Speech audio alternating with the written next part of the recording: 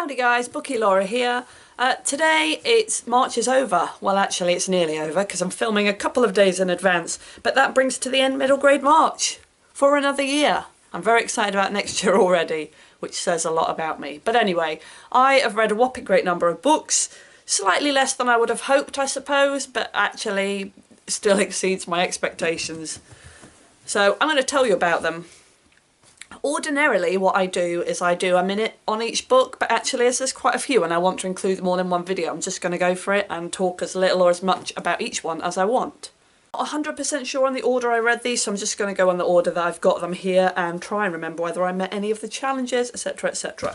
So the first one that I'm going to talk about is Fact or Fiction, The Truth Behind Urban Myths. I read this I think as reading a non-fiction challenge, and it did the job. I mean, it was quite a quick and easy read, but I found it constantly enjoyable. I think I liked how the information was presented, and I felt like I did learn stuff when I read it. In fact, I used one of these facts today about whether or not it takes more muscles to frown or to smile, so I feel educated.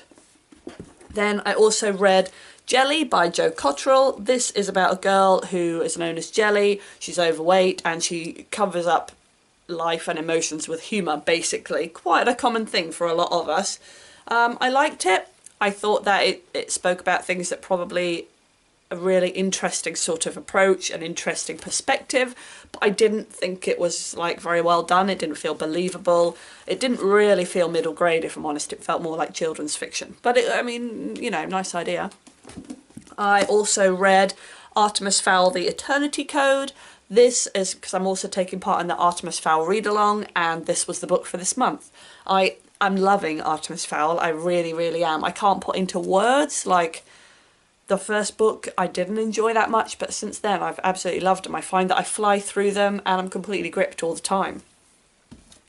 I also read a couple of audiobooks, which I'm going to tell you about. Do you like my Harry Potter phone case, by the way? I read Timesnatch by Robert Swindells, and this was basically the story of a parent who creates a machine where she can go back in time, and she uses it to go back in time and get species which have since become extinct, and she then brings them back to, you know, the modern world and reintegrates them.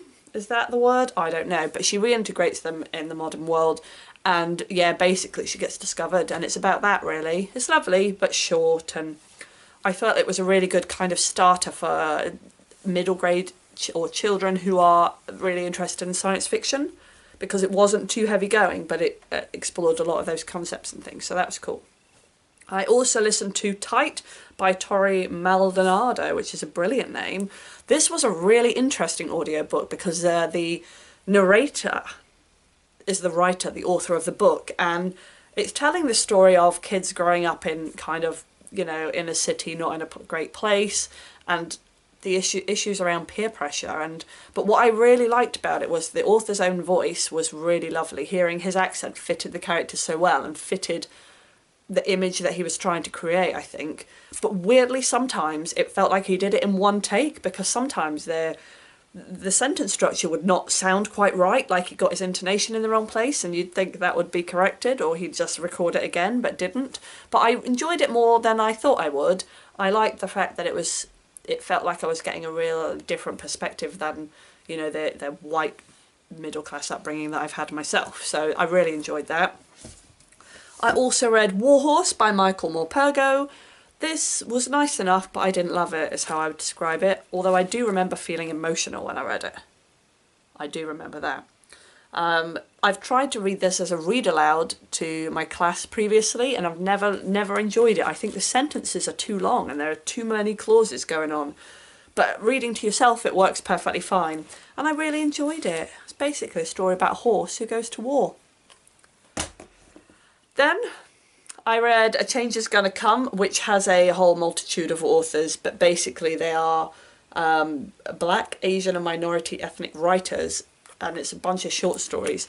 Obviously mixed success, because some of them I really enjoyed, some of them not so much, but I really liked that a couple of authors I found from this book and thought, oh, I really like their style, I really like what they're doing. When I went and checked them out, that was their debut work, and, you know, that was nice. It felt like a discovery, but also some interesting concepts around race and things like that. Oops, a daisy.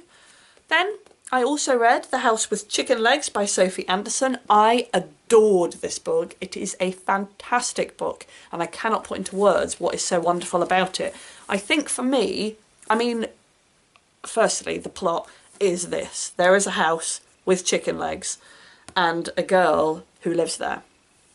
She has a house with chicken legs, and she basically, her and her grandmother help, when people have died, help their souls to sort of transition on, and she is not around living people and she craves that. And it's kind of, I loved the fantasy element, and I loved the fact that there was nothing predictable or cliche or tropey about this at all. It felt like such a unique idea, and that feels so rare nowadays, I think, in literature. But I love the uniqueness of the idea, but I also like that it, as well as being a fantastic fantasy book, it also explored some deeper issues around loneliness and all that really. And then last but not least, Wundersmith by Jessica Townsend. This I have waited for such a long time to read, and it really didn't let me down. I absolutely adored it. It follows the story of Morrigan Crow. It's the second in the series. So the first book is about her trying to earn a place in the Wondrous Society, and then in this it's about her kind of entering the Wondrous Society and beginning to learn about it and start school there.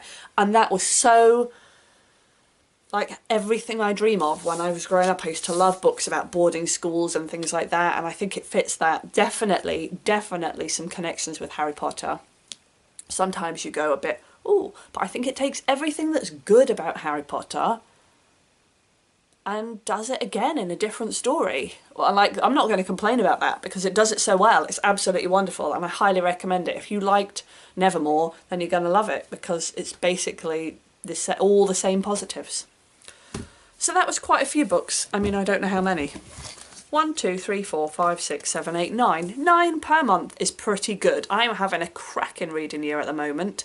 I hope that April is just as successful, and it should be, because I'm off work for 2 weeks in April, and it's my birthday, and just exactly what else could I possibly say? There are so many reasons to read in April.